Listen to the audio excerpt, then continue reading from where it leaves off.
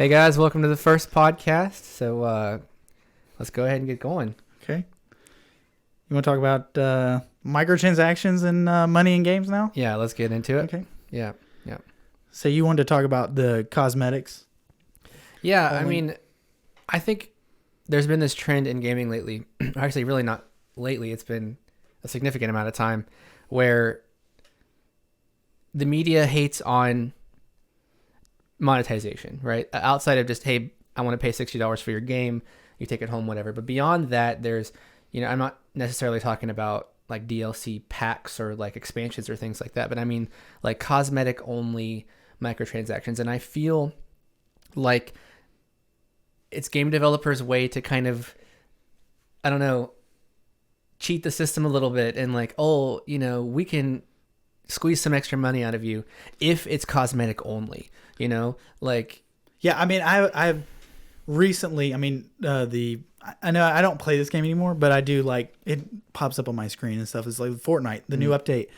They have the Mandalorian skin out, and it's very frustrating because it's like, in my head, I was like, it's not that great of a game, but that Mandalorian skin makes me want to play the game. Like you want to play. Yeah, I want to play as the Mandalorian. Yeah. And that kind of gets into like seasonal, Halloween and Christmas events and that kind of thing like that. It's like it can really prey on you. Yeah, there can be a game that you don't even really want to play. And I know you've talked about it in the past. There's a game that you may not even really want to play, but hey, I want to get that Halloween skin, So, right. But I mean, I don't know. I feel like it's a little bit predatory and a little bit sneaky. Well, like, yeah.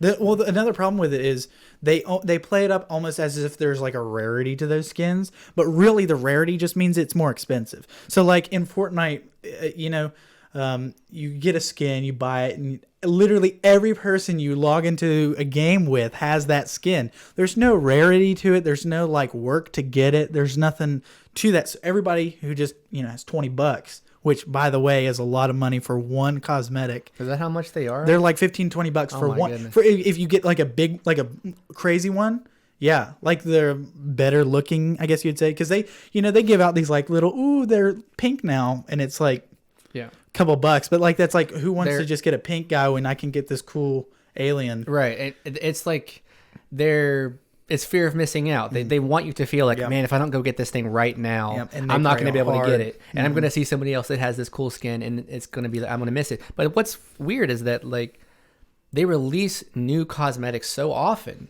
that by that's, you might miss it whenever it's current, but in like 3 months, nobody's going to be using it anyway. But like they want you to feel like, man, I got to get that right now before it's gone. And another thing that happens is when you have those skins, I would love to ask people, how many times do you go back to that skin? Like, how many times do you actually use older cosmetics that you got a long time ago? Yeah. Because most of the time, it's like never. Right. They have it there. It's like, yeah, I have it. Yeah. Okay, I spent $20. Like, you can just see the money on their screens when they go through their inventories of stuff. And they really do prey on people who just really want to be in. And also, I will say, because I've done this before, you justify it as in, like Fortnite's free. It's like, I invest enough time, I can spend some money. Right. Well, that happens to end up being a lot of money. Like you might as well have paid for the game. Right. Which I mean, I know Destiny's a good example. Another thing that I've seen that they'll do is they'll give you the option to be able to get whatever cosmetic you want without paying real cash. Okay. But what they'll do is they'll put like some kind of time gate on it, like Destiny specifically, and we'll talk more about that at a later time, maybe. But like what Destiny will do is for the first few weeks of the new season, there'll be, a new cosmetic armor suit set, and but what they'll do is they'll wait a few weeks and allow you to pay for that like one piece at a time with the in-game currency that you don't have to pay like actual cash for. But they trickle it so slow. It's like one piece a week. Maybe skip a week, and so it's like you get even if you buy a piece or two, which they'll give you a discount on the full set if you get a couple pieces beforehand. Right. But still, like you buy a couple pieces, and then it's like, oh man, it's only like $8 now. Oh, it's no big deal. I could pay the $8. It's not 15 anymore. Like I got a big discount. But and I know we're going to talk about season passes after this a little bit, but like. The one thing that a lot of people have done, and like it became popular from streamers, I noticed, was like you buy a season pass and then you buy all of the things, which Destiny, thankfully doesn't do that, but like Fortnite or anything like that, you can buy levels. So, for those impatient people who are like, I want to get to 100 right now, they do it, but they spend so much money. Yep. Like, you're not only buying the pass, $10, and then you're buying all of the things, which I'm pretty sure is pretty expensive. It's like 100 of whatever the currency is in that time. So like $20 is 2,000. So it's just, you're racking up the money just to get through something because you're impatient about it. Yeah, I mean, I completely agree. I mean, but let's move on to pay to win. Hate it. So all kind of this whole like monetization umbrella here. Pay to win, hate it. Yeah, 100%. What exactly specifically like did you want to talk about, like buying weapons? Yeah, okay, yeah. That more specifically was the buying weapons. So I can't remember which one it was back when I actually played Call of Duty. I remember playing one, and like they would let out guns sporadically, and it would be like guns you could only buy. Like there's no way to earn it. There's no way. It's not like a different version of the gun. It's like you have to buy it, and you notice that you died quite a bit faster against those people who used that gun. And it was just like, and then they actually like showed the numbers, and I remember watching videos on it and stuff, and it was like, yeah, they do more damage, or they shoot faster. Their stability is really good. Yeah. And it was just like, so you're giving these outrageously good weapons nothing to earn. It's just only if you put dollars into the game, and that's really, really frustrating. Yeah. And I think there's a lot of pushback from the community too. I think it's gotten worse over the years. I think actually like paying to win has actually dropped significantly. It's not gone, but I think it has dropped because of the fact that the community pushes it back because they've noticed it doesn't actually work. Yeah. Right. Yeah, they're starting to get aggravated, like they're constantly dropping cash, but that was particularly the game that I remember that pay to win was very frustrating with. And I opened my eyes to that. I'm sure games previously had done it. Like we had talked about, like they prey on the monetization. They're going to prey on whatever they can. Yeah. And the reason that they don't do it anymore is because they know it doesn't work. Like people caught on to the fact that they're doing it, and they'll stop playing those games, which is probably why that Call of Duty didn't do very well. I mean, Call of Duty's been dying for a while. Yeah. And I think that was after Ghosts, which was a terrible game in its own right. It deserved to die. And then the game after that, they start putting pay to win in, and then it's just like, okay. Well, because people weren't really, that was, correct me if I'm wrong, but that was kind of when they were getting into futuristic, like advanced warfare stuff. And then obviously that's going to be, at least in my head, that's going to be compared to like Halo and other like sci-fi-ish shooters. And so they couldn't compete. Everybody saw it as just like kind of shamelessly jumping on the bandwagon of like what's popular. They got tired of doing, the old school guns and stuff. They could get more explosions and, that kind of stuff. With the sci-fi guns and all that stuff. So, they went so far with that too, as to like the pace of shooters, right? You would always say that Call of Duty was a fast-paced shooter. Yeah. They always made smaller maps, where opposed to like Battlefield, where they like did these huge things, tanks, planes flying everywhere. Call of Duty was always like these set maps, small. You're always running into people, and then they like gave you exosuits, so you're jumping around. Right. Well, it's hard. I think a lot of them were like old school shooters that are based on like real life guns. The shooting was a little bit more realistic because time to kill was so short. Now, realistically speaking, a lot of times gamers don't want to just die after 2 bullets realistically. So they've lengthened time to kill over time in shooters, like, so there's more gratification in gunfights, but sometimes it's too much. Yeah. Yeah. Yeah. And what's funny is like games that are successful now, I'd say a lot of games are doing like the cosmetic thing.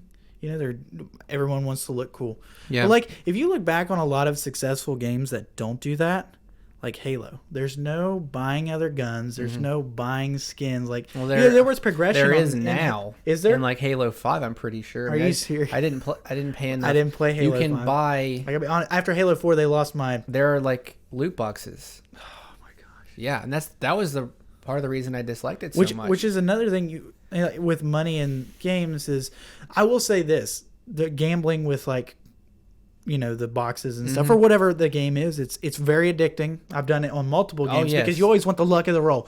But I will say, one game I know people, and it's still around. People have said it's been dying for literally like 4 or 5 years now. But CS:GO, the thing that the reason I actually kind of am okay with the cosmetics in that game is because there's actual value to them.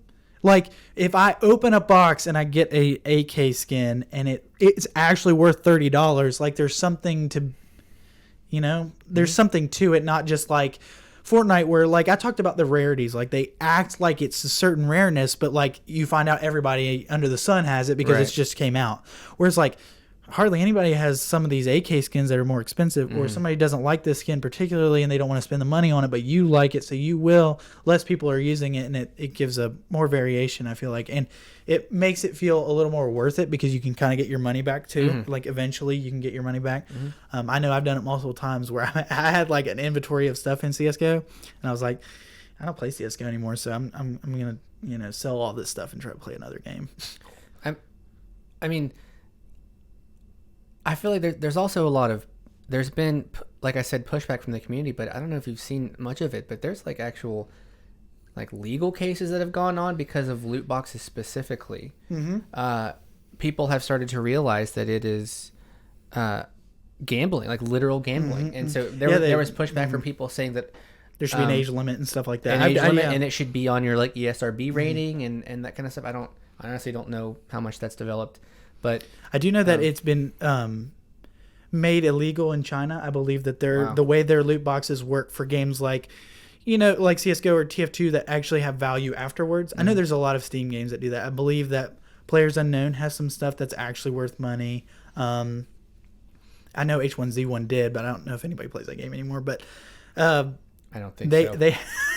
They did have actual value. Did they come out with like a sequel or something? I like don't know. bombed, or maybe I'm thinking of something else. Man. I just remember that like the trend of freaking those games, battle royales, just going from one to the next. But yeah, they made it illegal in China because it is gambling and it's illegal to gamble there, I believe. So they made it that they acquire their loot differently, like their skins differently. I can't remember what it is, but like I think it almost has to be guaranteed now to like get certain skins. So maybe they have to just like straight up buy it off of like the community and stuff. But it's really funny how like. I kind of want to bring up something, if you're okay with it, that's not on our list of topics. Just, I mean, it's related to monetization, I think. Okay, and that's the whole sports game every year kind of deal. I'm not a big into sports. Everybody knows this, but I think it's understood by anybody that, so there are people that only play sports games. So they're going to buy the new one, and they're not really going to care. But people that are really invested into the gaming community, I don't think anybody would honestly tell you that those are not just the same game every year. Well, especially now, like graphics have gotten to a certain point, which we've talked about multiple times, that graphics doesn't equal a better game, but most... I would say a more casual person who plays plays sports games that will buy it every year, thinks that's what it equals, better game. But like, especially now with where it's gotten to the point where it's like, yeah, it's really realistic, but we've been able to do pretty realistic games for a long time now. Like, can we? I mean, either it really hits to the point where it's like, is it a different game? Yeah, which I think there used to be bigger jumps year to year. Oh no, there definitely now EA is monetizing those games so heavily. Dude, EA is such a in general. In general, I think almost every topic we just talked about, EA has committed a crime with. Yes. Like loot boxes in the Battlefront games. People were so mad about that. There was so much backlash on Battlefront 2. It got the highest downvoted Discord post of all time. Well, yeah, because they were like, what was it? They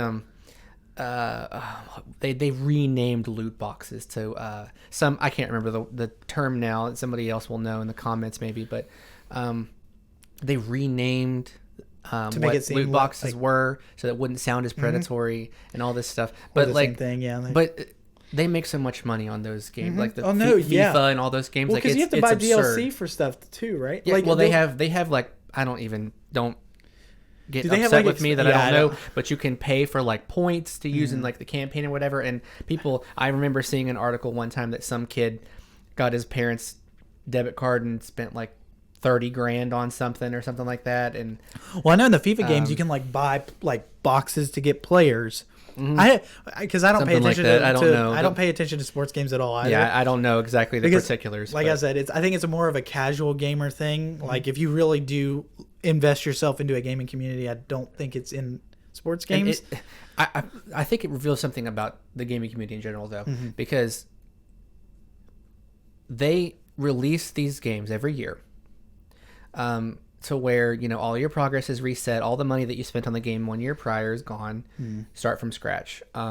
So they make tons of money on that, and how do I know? Well, because they're not changing anything every year. The Switch version of FIFA 19, I believe, was called FIFA 19 Legacy Edition because it was literally FIFA 18 with an updated character roster.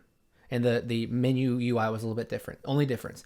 And it said right on there, this is FIFA 18, just updated. Which is what you would think they would do, in general. If right. it was like a good thing, they would just say FIFA, and then when a player changes, I guess they keep up with like the years going on. There should be something that's worth paying for other than an updated character roster. I mean, I think so. And why they don't need to. They don't need to do anything else because they make that much money on the microtransactions. Yeah. They really do. And there's even stuff like in the latest FIFA game, like textures that still say, or like a billboard or something that still says FIFA 18 on it, and it's like copy paste. Yeah, like literally copy paste. They literally the code. Copy paste now. Yeah, copy paste with no change. Like we said, if the graphics are really not getting to a point where you can tell the difference, I mean, what stops them from doing that? It really comes down to the fact that it is them preying on people who will buy those games every year. Yeah. They want the money, so they're going to half-ass it as much as they can with making the money they can. I mean, yeah, they don't need to make a game every single year. They really don't. There shouldn't. I mean, I understand people want updated character rosters, but if you're going to just update the character roster, just put in a patch. Like yeah, definitely update it. I mean, I guess people would like you said, I guess people would be upset that they would lose their old character rosters with their old character stats or something like that, or maybe they lost a player that they really like, but then just make it like, why does it have to be $60 purchase? But is that worth buying a whole new game? Right, like losing a character or buying a whole other $60 game, which is going to be $70? Yeah, it's going to be $70. Wait, so it's going to be $70 we'll have to go to that in just a second. Yes, but the whole FIFA thing, like the sports games, I feel like they should either patch it out completely or maybe make some kind of an upgrade system where like you can, like if you own a previous version, that you get a discount on the new version or something like that. I don't know how they could work it out logistically, because then I'm sure that'd be forward to people like borrowing their game from their friend and they're like, oh, I own it, and then just give me the upgrade or whatever. But I don't know exactly how it would work, but surely they don't have to charge people $60 every year. Well, no. Make it a $40 game because they're not putting that much work into it. No. Well, especially at this point, no. Yeah. And even before, I mean, yeah, you can copy paste the code and then just like enhance the graphics.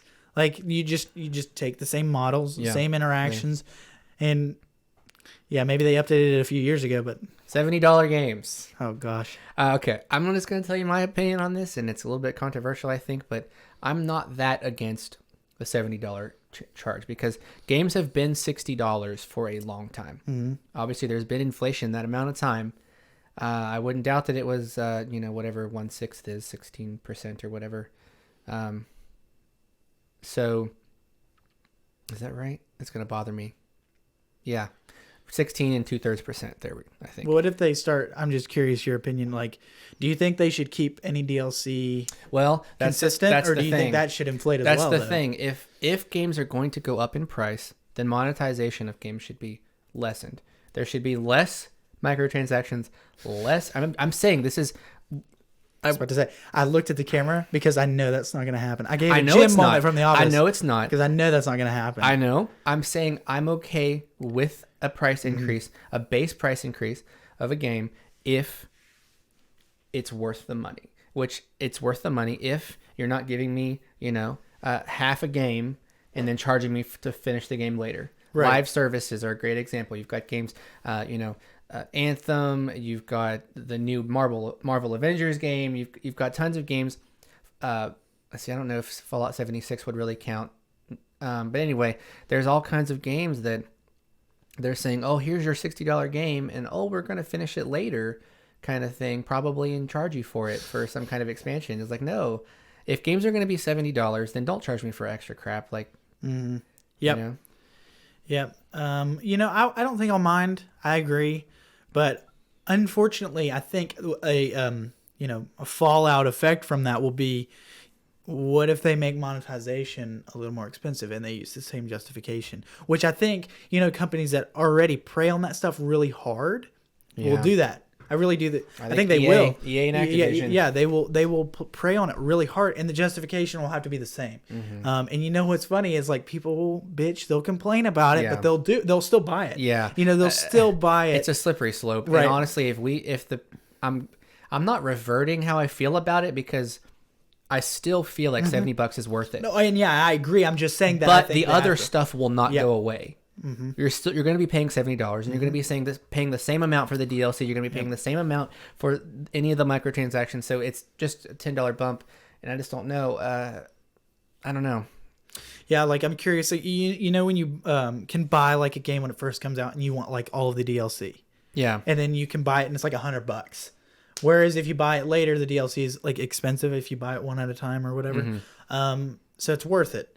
Like, is it going to go up like $120, right. 110? If they do 120, that means they're charging a little more for DLC now too. Right. That's a good point. Like, talking about like a deluxe edition or something. Like Ultimate Edition. Yeah. I remember by the way, I hate that. Really? Why does every single game have to have like 4 versions? Like, okay. I'm going to sound so old, but like, if there's a game that's $60, I should get my money's worth for $60. You shouldn't make me feel like I have to pay extra for it. And the thing is, I still pay extra for the bigger, like I just did with Destiny Beyond Light. I paid for the deluxe super mega ultra awesome edition or whatever, and got all the extra gubbins. And I mean, was it worth? I also bought that. So, in your opinion, I'll give mine after. Was that worth it? As much as I love Destiny, yeah, but I don't know. Like, I don't know. I guess I'm just. I would say the problem specifically with what we were just talking about is they do something that I don't like, which was they made No Time to Explain only for people who did that. And like, I'd imagine later on you can get it, like the people who didn't buy the deluxe edition. But like, why? I thought, can you not get to a certain level on the season pass to get there? Oh, okay. Nope. No Time to Explain was exclusively for the people who bought it, and when you finished the story mission, you got it. Right. And we know some people who didn't buy it and they don't have it. And the thing about that, one, but two, I don't even like No Time to Explain that much. And like you liked it a lot. I did at first, but like I'm saying, as in I liked it, as I use it. And you know how many times I use it? Yeah. 0. I don't use it in strikes. I didn't use it in the raid. I didn't use it on PvP. Even though PvP right now there's a lot of burst and scout rifle going on, or pulse and scout rifle going on, because it's really strong. I didn't use it. And all the other stuff like the sparrow, the ghost shell is really cool, but I feel like I'm not completionist enough to be like, I have to have every exotic that exists. Yeah, I mean, that I would want to buy it. Do I regret buying it? No. Yeah. Like, I'm not going to say I regret buying it, but is it worth buying? If you don't like Destiny, no. Right. Like, if you're a casual fan of Destiny, I'm not going to say you don't like it, but if you're a casual fan of Destiny, it's definitely not worth it. Right. Not at all. But as somebody who's going to appreciate it, and which is why at the same time I'm kind of like, I'm going back on my statement about the deluxe editions, because I do like it and I think it's worth it. But the problem, I think, comes if the game, first off, like day one stuff, like buying a game on day one, I feel like you shouldn't have to pay extra for the content. Now, with an expansion like Beyond Light, when it's not like a full game. If there's a little bit extra you want to throw me for throwing in some extra cash, like sure. But I guess the reason I'm saying that about day one specifically is because it just seems like there's this trend about releasing games unfinished without enough content. A game comes out and there's not enough content, so they think, well, what we'll do is we'll just add some more content, but you have to pay even more for it. Like, no, $60 should be, there should be enough content on day one that I should not have to pay the extra unless I just want to because I love the game that much. But if I feel the need to get a deluxe edition to fill in gaps when there's not enough content in the game, that's my problem, I guess is what I'm saying. Yeah, because I was about to say that the only time I disagree is Borderlands 3. I bought the deluxe edition when it came out because I'm a hardcore Borderlands fan, and it was worth it. Game was worth $60, and I do have a complaint about Borderlands 3 the way they've done it. They had a season pass, gave you all these DLC. So when you usually buy a game, or maybe this makes me sound old too, is when you buy the deluxe edition, you get all of the DLC that come out after. All of it. You get all of it. Borderlands 3 recently, you probably don't know this, they let out a Season 2 pass for new DLC coming out. And I didn't know that because I hadn't played Borderlands 3 in a while. And I go back to it and I'm like, yeah, I want to play because the new DLC have come out. There was like 2 DLC that I haven't played and I was so excited to do it. I find out that second DLC was part of Season Pass 2. I have already put $100 into this game. Right. And they're going to ask me for even more money. Yeah. But to be fair, every DLC they've let out is worth money. Like, it's worth it. The game was worth $60. I would pay $70 for that game too. Right. All the DLC were worth it. It added a ton of content. Ton of content. Yeah. It only made me just a little bit mad that they're doing a Season 2. And it made me even extra mad to find out that the DLC for Season 2, the one that started it, was meh. Yeah. That's when it's like, it was like frustrating. The content for Season 2 was meh? Season 2, like the Season 2 pass, it only started with the first DLC that came out on that part. It wasn't that good. So like all of Season 1 has already come out with their DLC. So Season 2, and they've only put out 1, and I think it's like, I can't remember what it is. It has my favorite character in it too. It has Salvador come back, the Gunzerker. Oh, yeah. And it's this man. I was upset, and I think that's where a lot of people. I was looking at the Steam reviews for it, and it was all a bunch of downvotes for the Season 2 pass, and they were like, "This isn't worth it." Like everyone's mad. Goodness. And there's more stuff coming out later, though, right? Yeah. Have they said any of it that's going to be in there? Is it just kind of no? But I think it's going to be four parts. So the first one has already come out, and 3 others will come out. And if they're as good as the other ones, I gotta be honest, I'm gonna buy it. Yeah, because as good as the first pack. Yeah, if they were good as the first pack, yeah, I'll buy it. It's not a problem. But like, it was just frustrating to log on and be like, yeah. Which I mean, Destiny's kind of like that too. I will say that they're a little better. How long has it been since the first DLC pack came out for Borderlands 3? A long time. Oh, it has? Since the first let out of the DLC? Yeah. Oh, not as long as like Destiny, if you're trying to compare it to that. They came out probably a couple months. The first season pass did? Oh, the season pass came out like the first day. I bought the season pass for 1. Are you talking about Season 2? I'm talking about the first DLC pack that you're saying that was better season than... pass. So Season Pass 1 I bought with the game when it first came out. Which was when? Close to... So it was 7-8 months ago. The game came out 7 or 8 months ago? Yeah, I don't think it's a year old yet. Okay. And it's already had like 5 DLC come out. Well, the reason I said that is because the way that Destiny handles their expansions, and I know we're going to be talking about Destiny a lot, but it is the game I'm most familiar with. Even when we weren't even we haven't even brought it up yet. Yeah. So we'll have a specific audience with this podcast, I think. Yeah. But the way that Destiny handles it is they'll have a major DLC in the fall, which this one was delayed a little bit because of like... the word that we can't say out loud, but there was an issue that delayed things. Okay, that's all I'll say. Now, big release in the fall, and smaller seasonal releases throughout the year, every like quarter or something. So, in terms of like big purchases, it's once a year, and you can pay for the smaller seasonal bits in between, but it's kind of non-essential. But normally on the big fall expansion, like right now, I'll pay for the deluxe that gives me the seasonal content throughout the year. Right. But really, those smaller bits are not super important. Like you wouldn't have to have them. Right.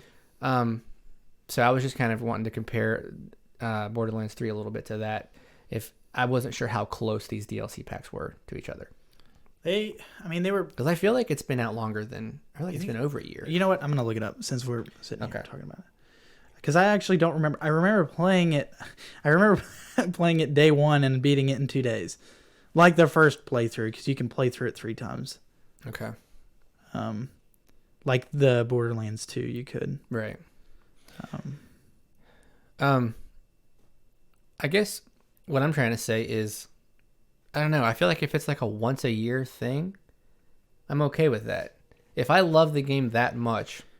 It came out September 13th, 2019. So it's been a little over a year. Yeah, it's been a little over a year. My time That's not so bad. But it's had 5 DLCs come out now, and they've all been worth it. If you consider each season of Destiny as an expansion, that would be about the same. This would be the 5th one in a year. Well, I mean, since September of last year, actually, because Shadowkeep came out September last year, I believe. So it's usually at September. I can't remember if it released in like October 3rd or something. I don't know, but like I'm pretty sure it was in September somewhere. And so there was Shadowkeep on day 1, and then there was 3 more seasons, I believe, and then there was Beyond Light. So I mean, I kind of feel like paying $40-$50 once a year for a game I love. Sure, I mean that's fine with me. Like, I know we're talking about Destiny a lot, but like the people who made the game, we've talked about this, is like they want it to be more like an MMO. Mm-hmm. Yeah. So that kind of changes the way you're going to pay for stuff with this game, because Borderlands is a role-playing game, but it's a role-playing game that's like intended for like, I can step away from Borderlands for a while and not really miss anything because I can go back and the game hasn't like evolved and changed, and like the player basis has molded the game really. True. Whereas like Destiny is a game you commit to and you keep playing, which is like all MMOs. Yeah. Whereas like if you really want to keep up, you keep playing it. Right. So and like your investment into the game is different. Especially with the new content coming out, you have to keep up with it because there's the light level increases and all that stuff. That transitions well actually into our next point, which was subscription fees. And I think that we're talking about Destiny still, or just any like big looter, which like I guess I don't know, Borderlands maybe wouldn't fit super well, but like there's a reason if you consider the fact that the way that Destiny is a lot like an MMO, that if you were playing an MMO, you'd probably be paying a subscription fee monthly. And it's actually cheaper for a year. You're talking, I know I play Final Fantasy 14. Still occasionally we'll drop a couple months worth of subscription in there and play it. And it's $15 a month. And some are 10. I think I don't know if WoW's a little bit cheaper than that. I think it's 15. It's 15 too? Okay. So $15 a month. And not only that, for anybody who doesn't know, MMOs, you also have to buy the expansions when they come out. Right. It's not just the subscription and you just keep playing the game. Right. You also pay for all the expansions that come out. Yeah. At least I know that's the way it is with WoW. I don't know about... It is. Is Final Fantasy 14 you do as well. You also keep... Okay. Yeah. And I'm not sure if they're a year apart. Which, we could get into the fact that a lot of people say... Okay. A lot of people say that MMOs are not worth a subscription fee, and that's why a lot of MMOs are dropping it. Not all of them. The more successful ones aren't. Yeah. Some people say there's not enough content to justify that much cash going in. And I don't say that I disagree with them, honestly. There is a lot of content. I mean, I know that, for example, an expansion for... not talking about subscription, but the expansions for Final Fantasy 14, the story can have 30, 40 hours of story just in that. And then that's not counting all of the in-game grinding that you can do, hours and hours and hours and hours and hours and hours of that. And so, I don't know, like, I don't think MMOs are worth the subscription fee, but I still pay them if I like the MMO enough. And I like Final Fantasy 14 enough. And honestly, if Destiny started charging a subscription, I would still pay for it. I like Destiny that much. Now, would I complain to Bungie about that? Absolutely, I would. Because... Well, there would have to be a lot to justify a subscription to me, including more content. Because if you look at MMOs now... The amount of just sheer shit you can get and do in those games, like that's one of the things that I won't even try to step into WoW, even though it's like so cool to me, and I keep up with the lore. Like that's how into it I am. Okay. I will never play it because it's so daunting how much stuff there is in it, and that like I think MMOs do something kind of interesting, and that's that if you pay for, like I know for example when Legion came out, I believe was the name of the expansion in 2015ish, I think. They gave you the option. They gave you the option to use a special item that leveled your character up to whatever level was required. Really? I didn't know that. Yeah, there was. I can't remember. I think level cap was like 60 at the time. So when I first started the game, I started the character from scratch from the very beginning. Played like the vanilla campaign, you know. Right. My buddy was like, "Hey man, you got to try this new Legion stuff," and I was like, "Well, I'm not there yet." He was like, "Just use your character boost." So I went in and I was getting kind of like to the point where I wanted to change classes anyway, and so he was like, "Just use your character boost on a new character and play Legion with me on the new character." And so yeah, I used it and it popped me up to level 60, and I could start with the Legion stuff. I don't remember if it was 60 or not, but whatever it was. Yeah, boosts you right up and then throws you right into the campaign of that specific expansion. But yeah, then it's just massive. That just actually massive. is funny because I've told you this. That my problem with Destiny is the light level. I've told you that like I don't like that when they raise the power level, they also bring up new characters to close. And I know that like being a new player and coming into an MMO, it's definitely smart to have a character boost thing, or they're not going to be able to do anything, nothing, except for the beginning grinding stuff that everybody else had to do.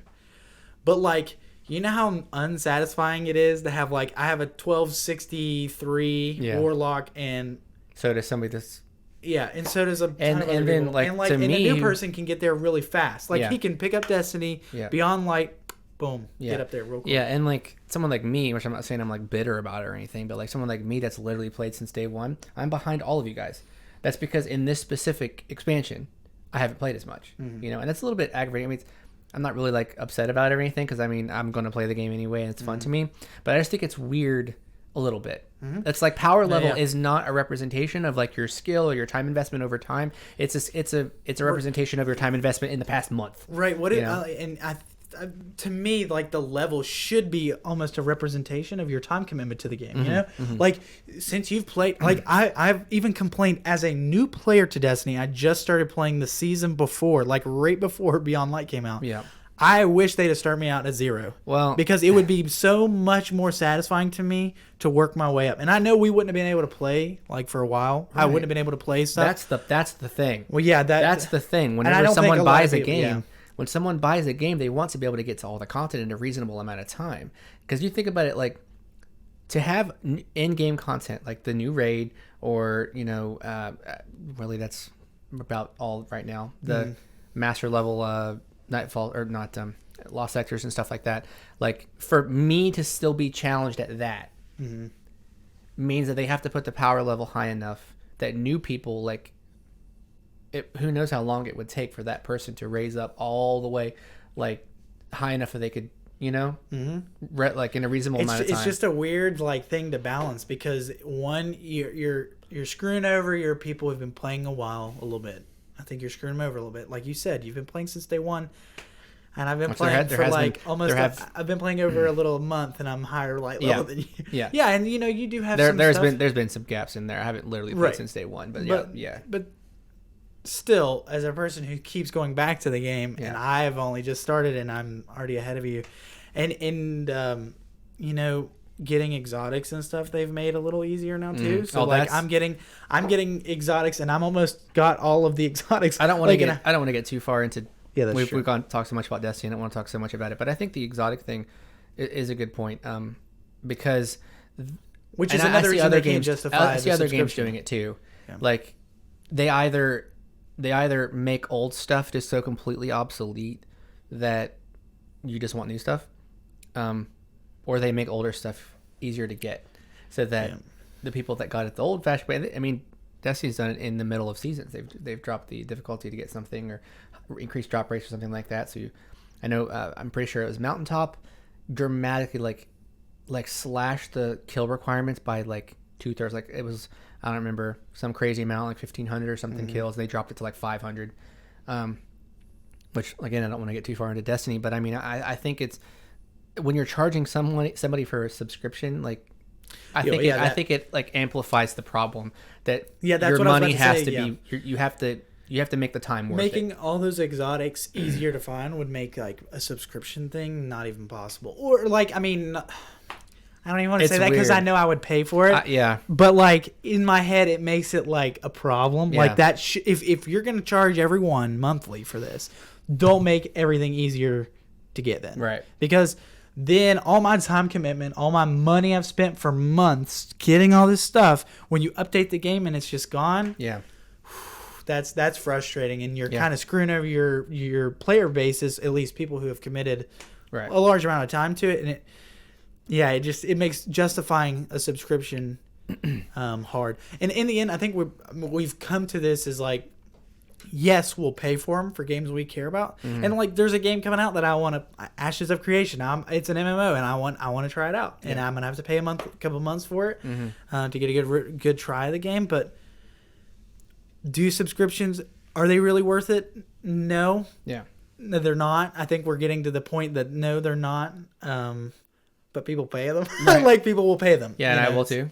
Yeah, right. I mean, we're not any different. We pay for them. I would And pay for them. And I even have problems. This is kind of like a non sequitur, but like I will have times whenever I'll be subscribed to a game and I'll kind of know that I'm not going to be playing it for a while because I'm like playing other things, but I won't cancel the subscription, and I'll be like, you know what, that's going to like motivate me to come back. And then before I know, it's like 3 months that I've been paying the subscription and I haven't played the game once, and it's like a gym membership. Yeah, like they kind of. It's expect like they're it just like, makes me hey, want to come back. Put it on auto pay, Yeah, and then yeah. they'll forget about Yeah. it. And then they're like, wait a second, what if I've been paying? Yeah, but they, like you $50? tell yourself like, if I keep paying for it, you know, it's Yeah, gonna right. want to come back. You see it, and then you're like, hey, I might want to play it. You know? Yeah. I don't want to like. Which is not even. I mean, it's so easy to re-sign up for, but it's kind of like it's you want to be signed up because it's like, you know, I've spent so much money on this game. game I want to. community. You think they're motivated enough to not I don't. cancel it, then redo it? They're like, no. Are we calling all gamers lazy? Yep. Because I'm part of it. Yeah, me too. I was gonna say. I was like, you're right. It's not like I'm, calling everybody else it. Not me. I know I'm lazy. I know you're lazy. Yeah. Oh yeah. For the sake of convenience, like it makes sense. Yeah, I might play it later. Yeah, I'm not gonna yeah. cancel it. That's just more work for me. I have to go to the website and log in. Like, I don't remember my password. Yeah, fuck. Like, you telling me I'm gonna have to hit like change password? Like, no. No way. No. I don't want to add another $sign to the end of my password. So yeah, but I mean, what do you think about like season passes? Well, they're rampant. Everybody has a season pass now. Like everybody. Even paid games, yeah, even paid games. Yeah, which in a free environment makes a little more sense to me. It's like, okay, you're adding in a little something, which just kind of ties into the cosmetic thing because let's be honest, most season passes just a cosmetic thing. Right now, D2. Even though we keep talking about it, it does do it a little different. There's other you can stuff get in other there stuff too. in it. But another thing about season passes that bothers me, even in a free game, is they put a bunch of shit you don't care about in it. Like yes, oh like my gosh, Fortnite why does there have to be 100 levels of something? Yeah, I remember like Fallout 76 as an example, which my goodness, that game's development has been tumultuous. But that game is now introducing season passes. It's like over a year. I think it's maybe been out 2 years, and they're just now adding. It might just be a year old. My goodness, I don't know. But anyway, I think it came around Borderlands 3. I think it was around the same time. Really? I feel like it was longer, but maybe not. But anyway, yeah, they're introducing season passes now, and I remember logging onto the game. I believe there's 100 levels. I literally looked at it one day because of what I'm about to say. I went through everything. It tells you all 100 tiers of rewards. I liked something on like 97. And then like 100 was the coolest cosmetic, of course, because they want you to make it all the way. Right. Or they want you to get up to level 60 by the end. And then be like, oh crap, I don't have any more time. I got to pay for 40 levels. But there was like maybe 4 things in the whole thing that were worth it. And I think that Fortnite popularized it, which is fine because was there a game before Fortnite, not that I know of, there may have been. I mean, games like I remember when Fortnite started doing that, and then like in every game I go to now has one. Like Rocket League has one. I played. I mean, D2 has one. Yeah. Which they didn't introduce those that long ago. Yeah. But I don't even think they were around in Forsaken. The problem I have with them is making it worth it.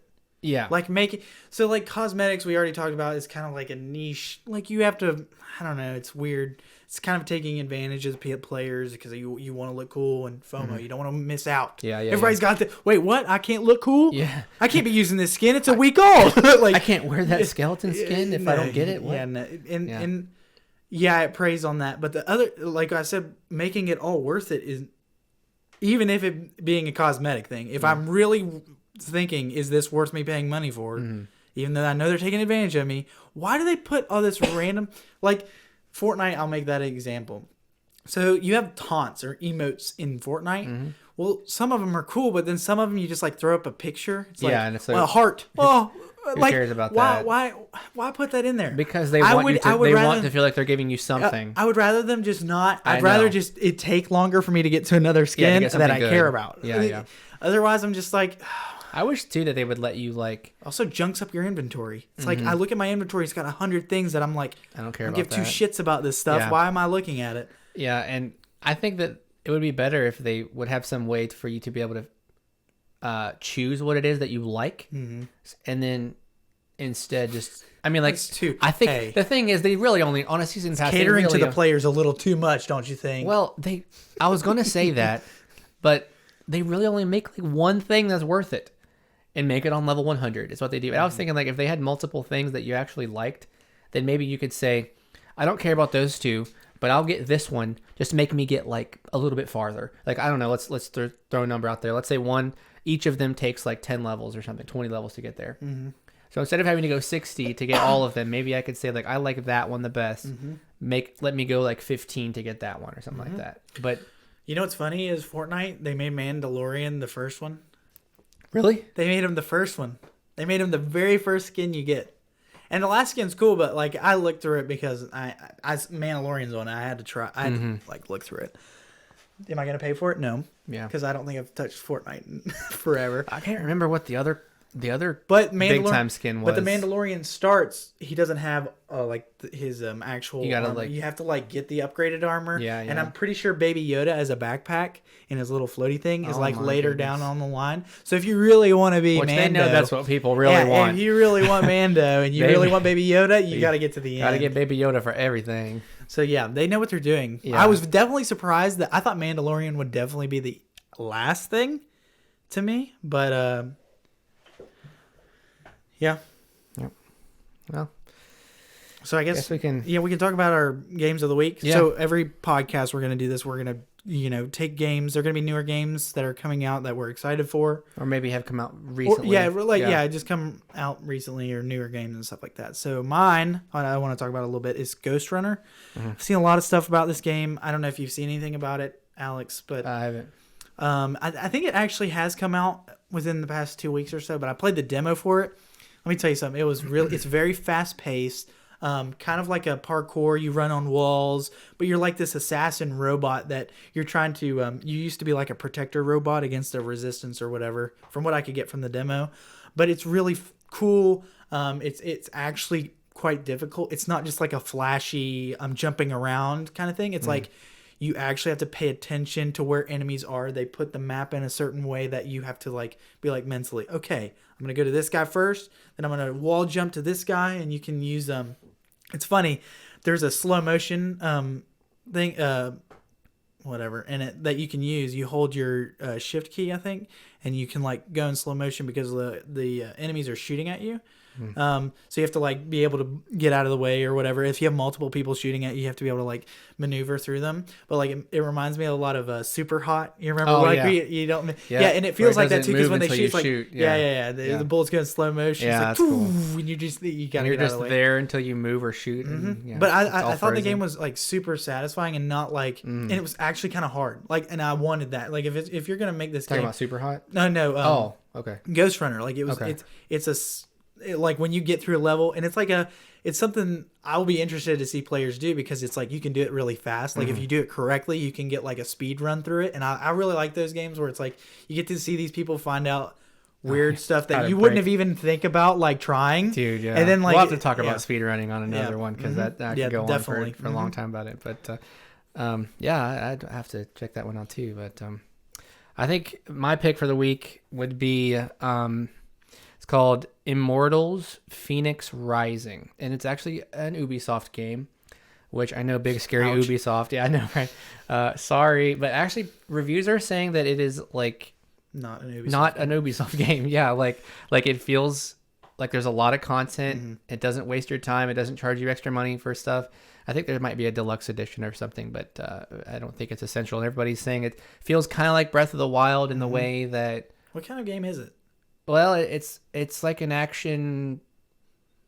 I think it's got some RPG elements in it. I know I've seen like the art style. I've tried not to look too much into it because I don't like to spoil games for myself. I But think I've only seen like trailers. yeah, and it's playable like on it's YouTube. set in like Greek mythology. So if I understand correctly, cool. that you're like, I don't know if you're just a regular. I guess you're a god maybe, and you're like a runty one, and I don't know if you're beating up other gods, but like Zeus is there and like all those guys. So I know there's lots of puzzles in combat. So it's kind of Breath of the Wild ish.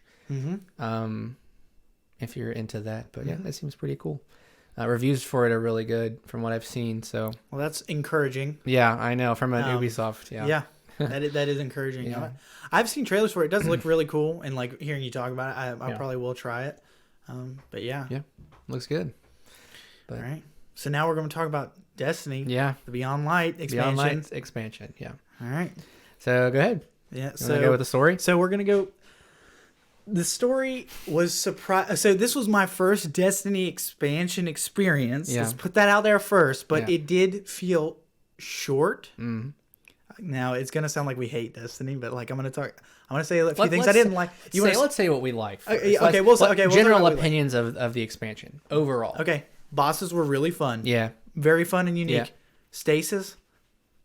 If you don't like stasis, you're kind of weird. Don't get Beyond Light if you don't want to freeze stuff with cool ice powers. Yeah, like why wouldn't you? The Warlock gets an ice staff. I mean, dude, as a fan of Wizards, dude, that was the coolest thing they could have ever done. Yeah. Which, by the way, please put a wizard hat in that game. If anyone ever hears it, put a wizard hat in that game, please. Wow, voice crack. Yeah, it's Anyways, good. You didn't have to bring attention to it, bro. anyways, there are some new exotics that are cool. Yes, there are. There are some. the I feel like necrotic grip.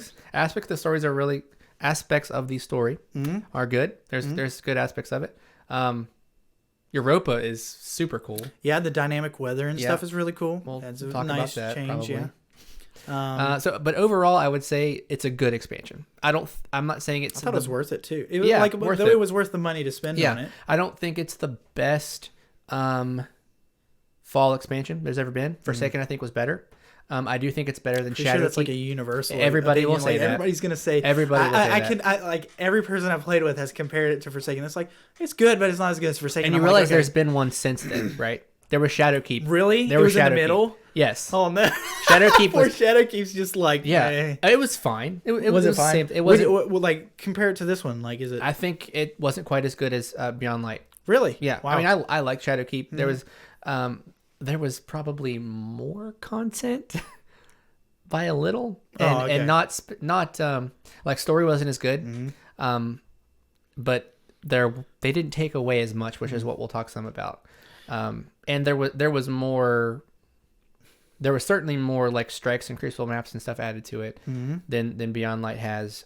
which hasn't added any maps. Have it? I'm sure we'll talk Yeah. about that. It's But good overall. Yeah. Good expansion. Better than Shadowkeep. Not as good as Forsaken, which I think pretty much everybody expected that or assumed that would be the case because, Bungie's lost Activision in that time. Yeah. So Which you taking that into consideration, which a lot of people might not, is a big deal. Yeah, it's a absolutely. huge deal for the Activision's content that you're going to huge. get. Yeah. Yeah. They would have gotten so much money to just in time and a big Yeah. a group of people they could have done it. Yeah. But I do also I know this is kind of trailing, but I do admire them for leaving because like I think the way they're taking the game is better for the game. Yeah. Like the whole like making them make Destiny 2 thing is just like why? yeah. Like I think part of it was because the Xbox 360 and PlayStation 3 couldn't handle Destiny 1, Destiny 2. Yeah.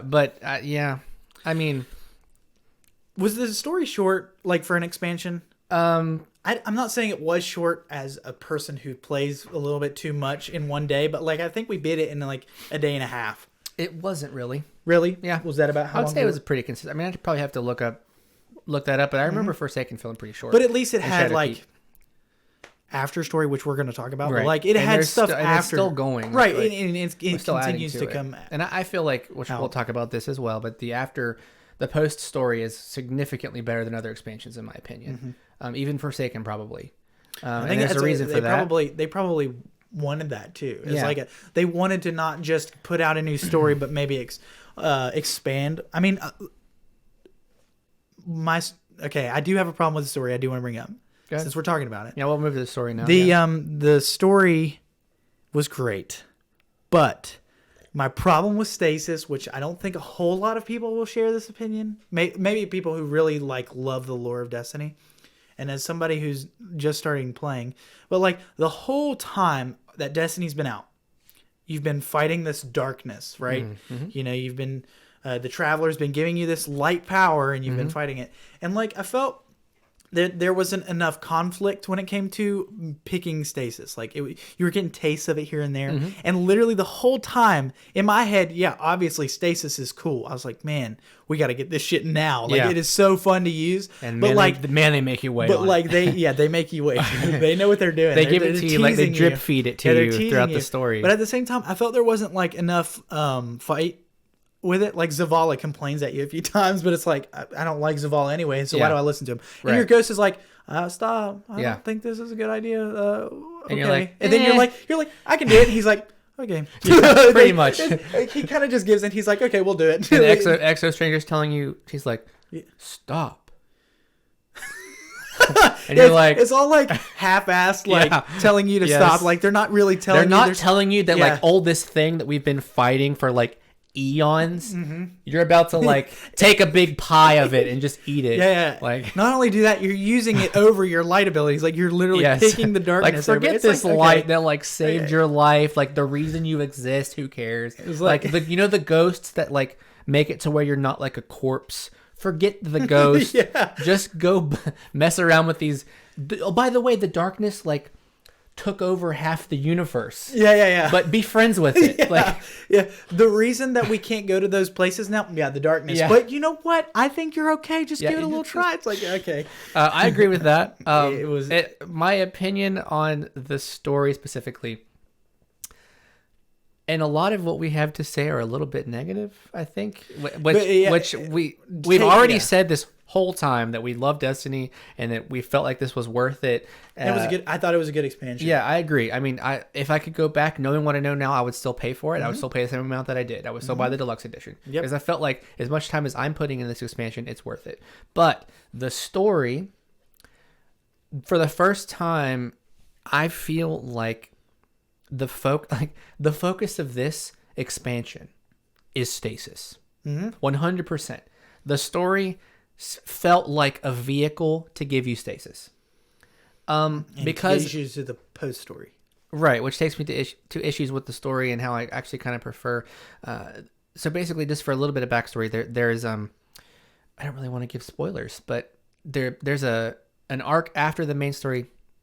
You know, we should probably say a little bit of what the story means. So there is a character, a fallen character, who basically decides that she's pissed off by the light, and because the Traveler abandoned them. Yeah, because their hope, and then just because it's just the reason Fallen are fallen is because the Traveler left them. By the way, Traveler is a savage. Just he sure is, dude. A little bit of trouble and he's out. They call it. They called the. I'd probably be pretty mad too. They called it the Whirlwind when the Traveler left was the name of the event, and so she's still mad about that basically. And there's some other things built, interwoven into that, but basically she wants to, mess everything up again, and so she is mad, and you're just like, well, we got to stop her, and so that's the point of the story, and so that part of it just felt a little flat to me. Aramis as a character has some great lore, and I don't think the story, which has really been a problem with Destiny's stories all along, that there's not enough lore in the actual game. You have to go outside of the game to read the lore and really get the interesting stuff. Yeah, I've seen a complaint. I don't know if you've ever watched him. His name is Angry Gamer, I think, or whatever. He just hates everything, basically. I think and maybe I have. He shits on every game that he plays. Yeah. But that was basically the one complaint I did actually agree with, was like, I have to look a little too hard to find out the lore. And it was 10 times worse in Destiny 1. Really? Dude, there was nothing because the in lore is Destiny awesome. 1. I just want to put out Yeah. there that I love the Destiny lore. I Yeah. think it's so cool. And there's some really and great yet- lore in this expansion right now. Yeah, Lore. it's just that they don't seem to. Yeah, get and like that there's across well Aramis, enough. crazy cool history. Like I mean, they just don't explain it. They're just like, oh, she's the pissed off fallen, whatever. Right. But the after story goes into the Exo Stranger and Anna Bray, and I'm not going to go into specifics, but there's some like really, really interesting stuff about their history together. And I felt like that was a more emotional, more character driven, more interesting story than the actual main game told. And it's possible that they had difficulty weaving stasis into that story. But I think that clearly the writing is more interesting and it's better on the post game story, but they couldn't interweave stasis into it, so they had to focus on that was basically the what they wanted to get. Yeah, as they changed to like the player functionality, they Right. wanted to get stasis into the game. yeah. Which to be is fair, cool. it would be really hard with the story we're talking about, like the post story. It would have been really kind of weird and forced to put stasis in. So it is unfortunate that they had to, almost not give as good of a story just to get stasis across to the players, but worth it. Yeah, again, stasis again, is worth it. And it's worth it. Yeah. And what's great is like I'm glad the post story is so good. I wish both were amazing. Yeah. But I think the post story is really good and it's still developing, and that's really fun. I like that it's still going, and it'll progress as we go. And that's part of the reason why they released the seasons. Each individual season will have more story in it. So I mean, story overall I think is good. I think it's told pretty well. I just don't think another fallen baddie that's big and chunky and by the way, the boss fight is disappointing. What boss fight? The very last one? Yes. And why? Because this isn't really a spoiler, guys. I mean, maybe it is, but go play it. The final boss fight, you get in there and it gives you stasis every 5 seconds. And you keep freezing the boss and just whatever. You wipe it out in no time flat. And it's like, that wasn't really a compelling boss fight if you just throw stasis at me the whole time. I just wipe it out, which was also disappointing just because all the other previous boss fights were fun. Were actually kind of hard. They were like even Creds, who's in the post game, and there's actually another post game which is related to the main story, which is kind of more interesting than the main story. Yeah, you're hunting down the people who were left that you didn't kill of her ranks, because she's gonna like come back, resurrect her or something like that. But like that fight was super good. Oh yeah, it was hard too. I remember going through there and like there's like the pads and she'll freeze you in the middle of them while you're trying to jump over and you just fall to your death. Yeah. It's like, all right. So I mean, yeah, it just was, the end was anticlimactic for me because that boss fight was just not. Yeah, it's the giving you they gave you stasis at every boss fight, but you had to get to a certain point. Where with her, it was like you the get very her down, beginning. Yeah, you literally wipe the boss out in like 30 seconds. Wait a second, this was the final boss. Like I don't know. And you just expect more from a final boss, where you think like her underlings should be like weaker, they're stronger. Even if you have stasis, like you get stasis in the other fights. I don't know. I think stasis should have come especially that after. first boss, the one that we kept grinding for Cloud Strike. That one was like genuinely tough. Oh yeah, because I mean, you go in there and you do have to do some farming in the beginning because you will be having a rough time if you don't. There was a bit of a level gate in between. As soon as you start going into the story and you hit that first boss, you're like, all right, there is a light level difference here. Gotta grind a little bit. Yeah, you should probably and then there's that awful period of time where you have to use all the ugly gear because like you just have to use what's next, all the blue stuff, or else you're just going to be wasting all your upgrade modules and it's just not worth it. So you look real dumb for a long time, but I think the story's good, and we won't talk about the season of the hunt stuff just now, but I think an important part of this expansion, and I don't think it'll be a surprise to anybody that's invested in the community, but the sunsetting of gear and taking things away. So you, as someone that really has only played, I don't know how many weeks before Beyond Light came out that you played? A week or two. A couple weeks. I mean, yeah. So what was your opinion? Did you notice a difference in those 2 weeks that they took enough things away? Did you notice? I did. Particularly, I mean, not of some of the exotics, but there was the Rose pistol that I Okay. was very fond of, the hand cannon. That one had a glitch where it stayed as a 150, I think, and then two, I think they just got rid of it now. But and then I've tried like some of the sunset gear, and I'm like, wow. Yeah. They kind of got rid of a lot A here. lot. Like they're ruining it. Yeah, in PvP you can use it. But if you're trying to use it in trials, Yeah, that's you no can't. longer. There's no Yeah. longer a reason. Like if you really care about trials, or if you're just trying to like go around in Crucible, it doesn't matter. Yeah. But like if you're really trying to do it in trials, Yeah. you have to care about that stuff. And for those that don't know what we're talking about, Destiny has been out for, this is the third year. Well, it came out in 2017, I think. So we're, almost 4 years.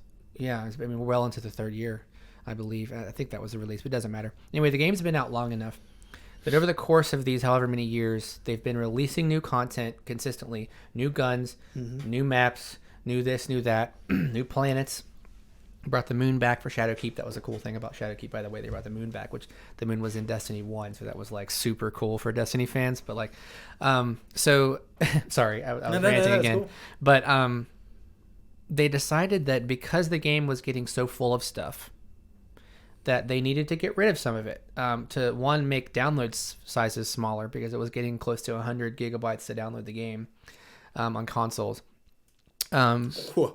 That's a monstrous game to be downloading for your console. Yeah, I think maybe it is the PC that's that large of a download, but it was like a 90. It's a lot. But anyway, they decided to make room for new things. They had to take some things away.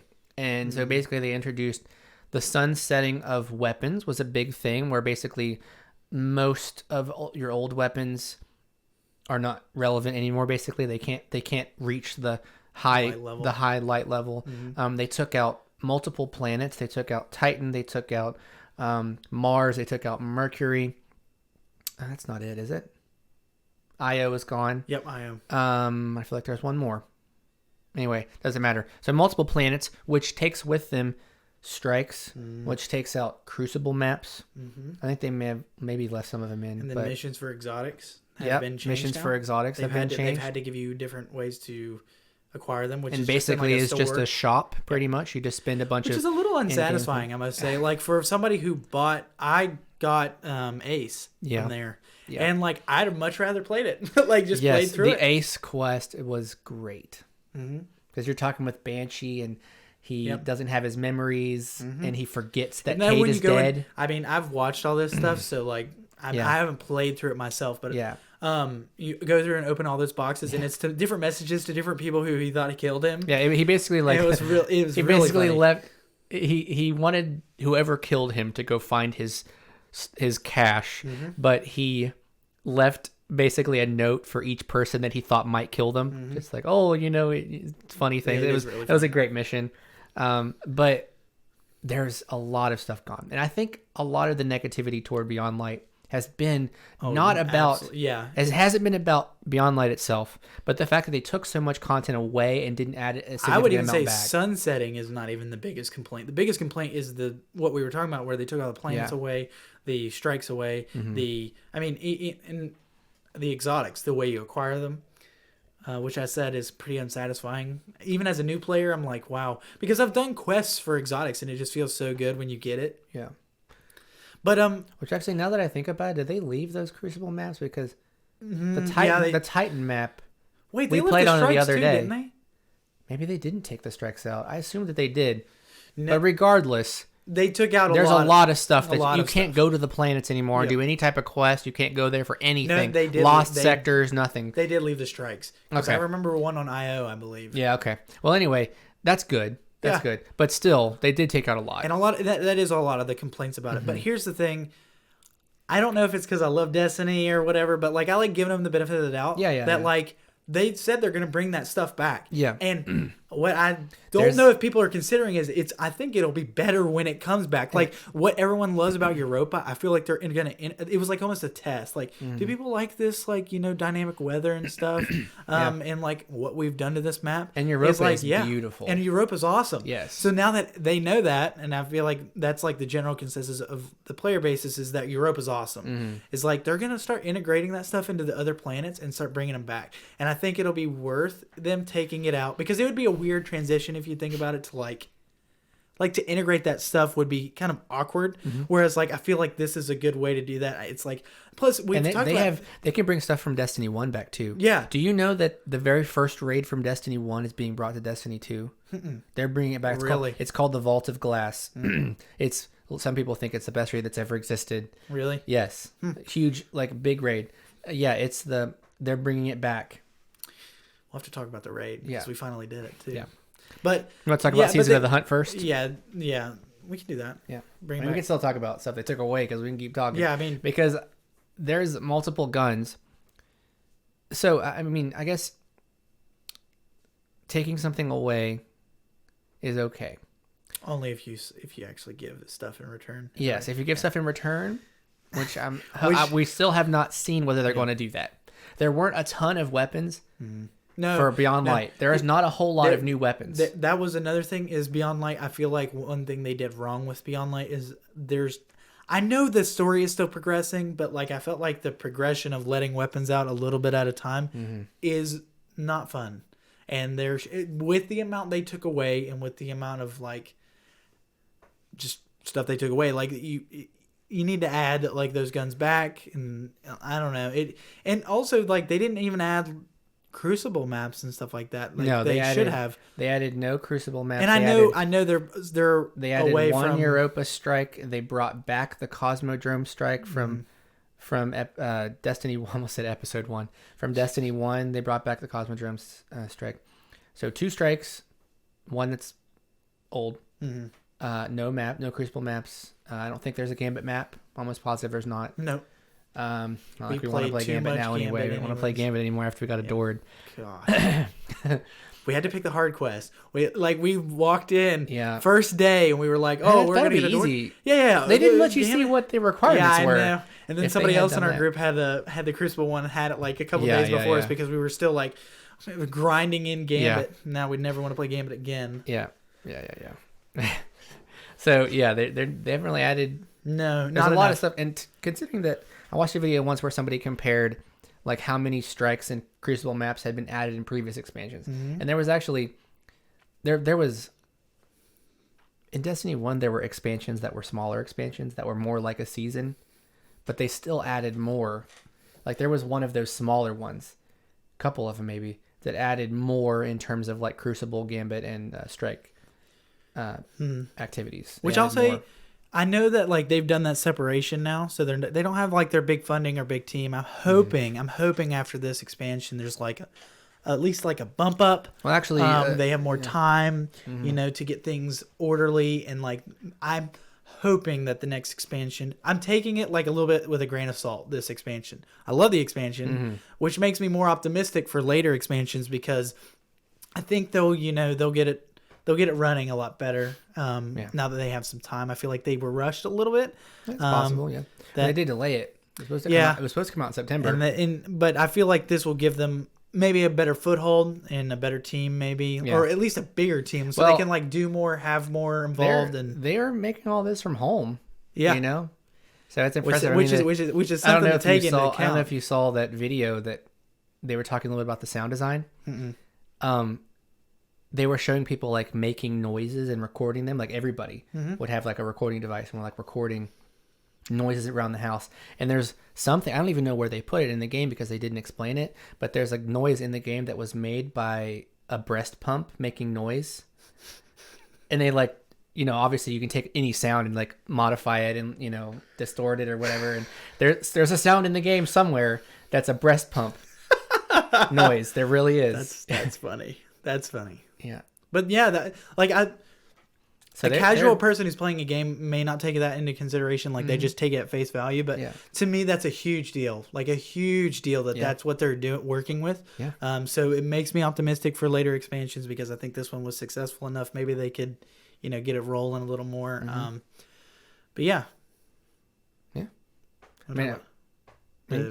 Season of the Hunt? Yeah. Season of the Hunt. Okay. Go ahead. Mine's pretty short. Okay. Just like the things you can do. But it was fun for the first day. It was. Because like hunting down these monsters is cool and upgrading Crow. Yeah. Which by the way, Crow is, and this isn't really a spoiler because it tells you basically on the first mission, Osiris is gone. He loses his ghost. And he's brought back by Crow is the character's name. But it's actually, oh my goodness, I'm going to blank on his name. Aldrin Sov. Aldrin, who was the one that he was very involved with killing Cade. He was dead, but a ghost resurrected him. And so now he doesn't remember anything Very because involved, meaning that's he took his gun and then shot him with it. I don't know why I'm spoiling newer things, and I'm like, oh, I don't want to tell them that. I want to make this guy seem a little better than he is, but the bastard shot Cade, okay, with his own gun. He shot Cade with his own gun. With his own gun, Ace. And he's dead. Okay, a ghost resurrects him, and when you get resurrected by a ghost, you don't remember anything. So he's the one that finds Osiris and like leads him back. Mm-hmm. And I do want to talk about Osiris before we're done. Let me come back to that. We will. Yeah. But yeah, just tell him about like Wrathborn hunts and stuff. Yeah. So like what the point of them are. It like you're hunting down these monsters and you're talking with Crow and stuff, and it's fun for the first like while you're hunting down, but it gets a little bit repetitive. Mm-hmm. Like you want to progress with Crow and stuff, and you get powerfuls and pinnacles from it and stuff, and that's great. But I think you shared the same opinion where I was like hoping there would be a little more story development, especially with Crow. Normally there has been. You're right. In past seasons, there's been like a quest or two on day one, and then like every reset there's like one more quest, and they'll do that for a few weeks. Well, we had like the first mission set, and we haven't had anything since. It's kind of like it just died. Yeah, because you're like casually. It's really funny, and I know as a new player, some people might not think that I hate him, but I do because I loved Cade. Watching through all the lore stuff, like I loved Cade, and I don't like him. But like he's back, and I think we need a little more to it than just like, he got revived, and now Spider controls him because if he gets out of line, he blows him up. They took an opportunity.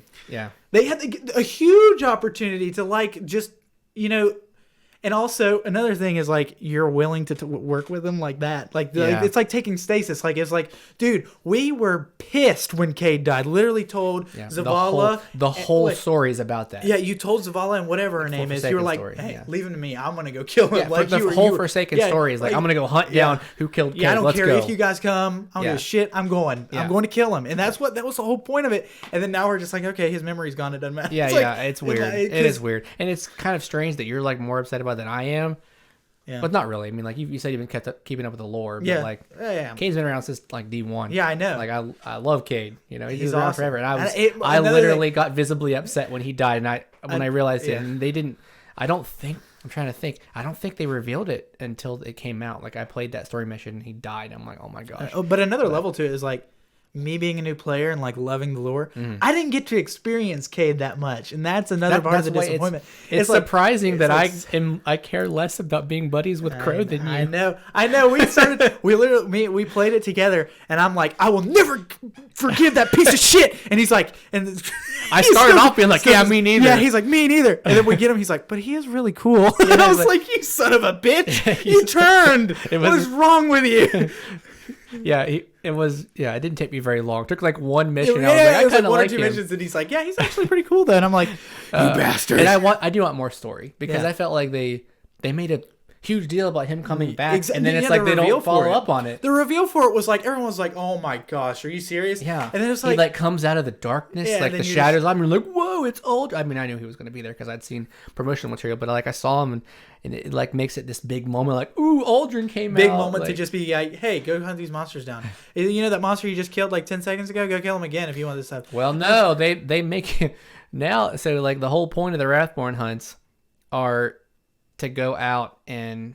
When you go on a hunt, like you start off killing like this little weak boss thing, and then it leaves a trail, and you follow the trail, and then you go into this encounter where you finish off that little crap boss, and then like the big dog boss shows up, and you kill it. But instead of like making you grind that over and over and over and over and over, what they do is every time you do one, you have to charge your lore. Which means you have to go do a couple Crucible maps. So they attempted to make it not... I will give it that it wasn't as grindy feeling because they gave you a little break. Like, hey, you can go do Strikes, Gambit, or Crucible, and it'll charge up your lore. And then you can start doing the missions again.